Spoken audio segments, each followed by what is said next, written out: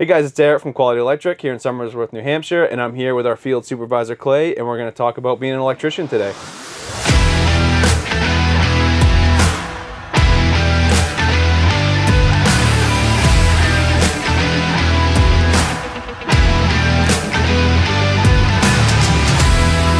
So there's a lot of questions for a lot of new people coming into the field, and we're here to answer some of those questions the best that we can.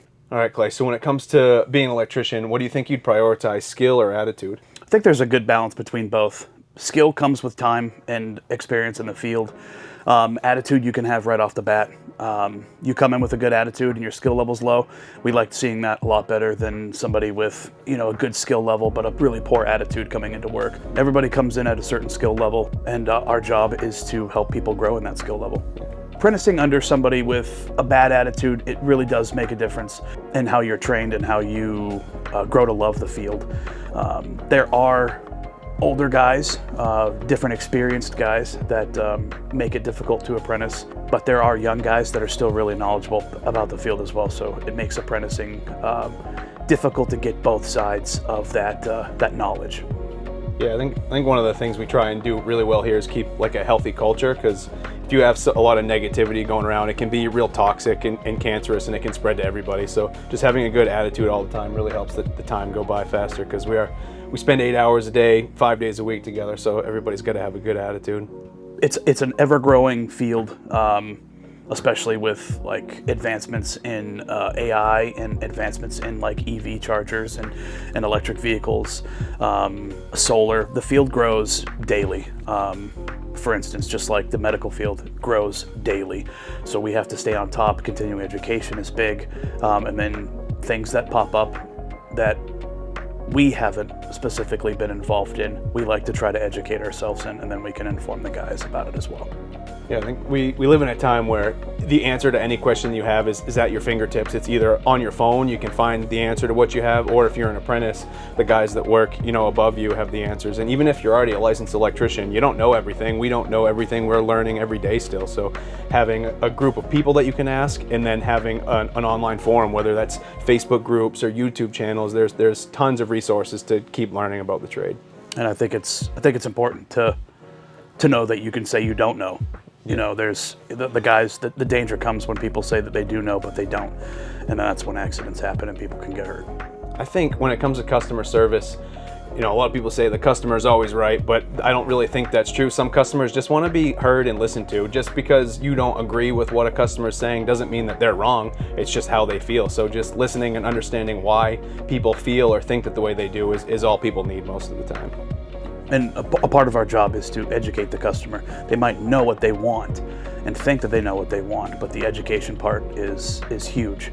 We can give them all the tools and all the resources necessary to do the job that they want, but at the end of the day, that's what we are there to do, is to give them all the information that we can provide. Yeah, a lot of it just comes down to communication, because we're the professionals, we're going into people's homes, we're supposed to be the ones with all the knowledge, but if we don't have the communication skills to relay that to the customer, they're not going to believe or trust what we're telling them anyways. Yeah, just sign here. Yeah.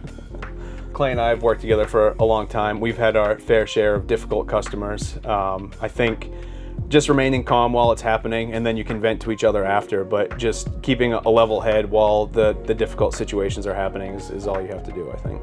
Yeah, you never really know what's going on with people, so maybe we are just the icing on the cake, and we are the reason that they got set off.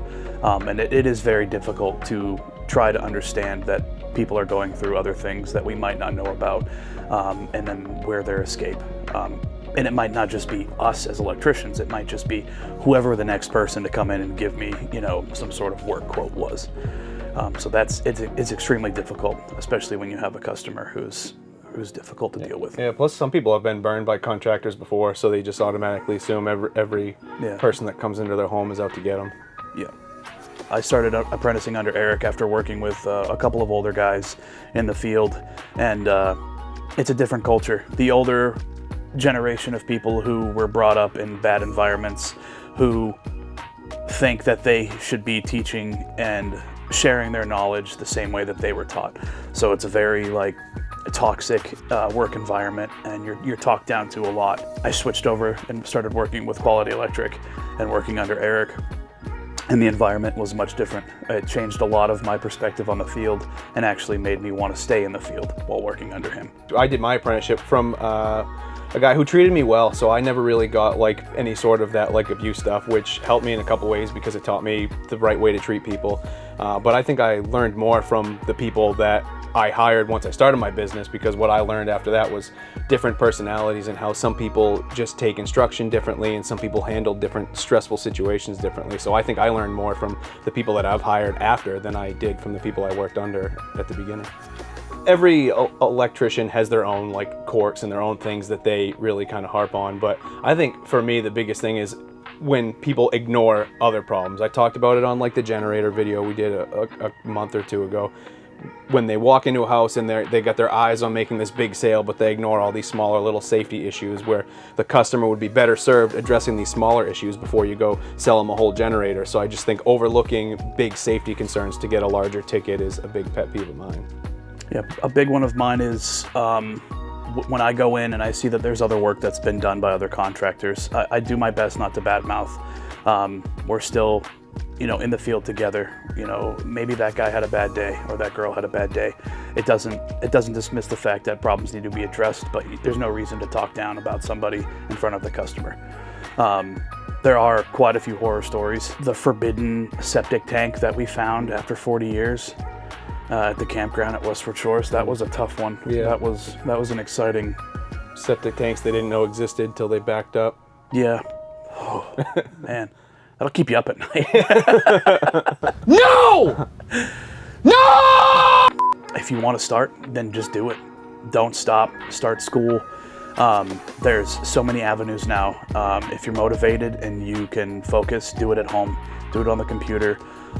It's not easy to go into school, especially if you have a family, a couple nights a week until 9 o'clock at night after you've just worked all day. I did mine in both. So I did mine online and then I did in person when I first started.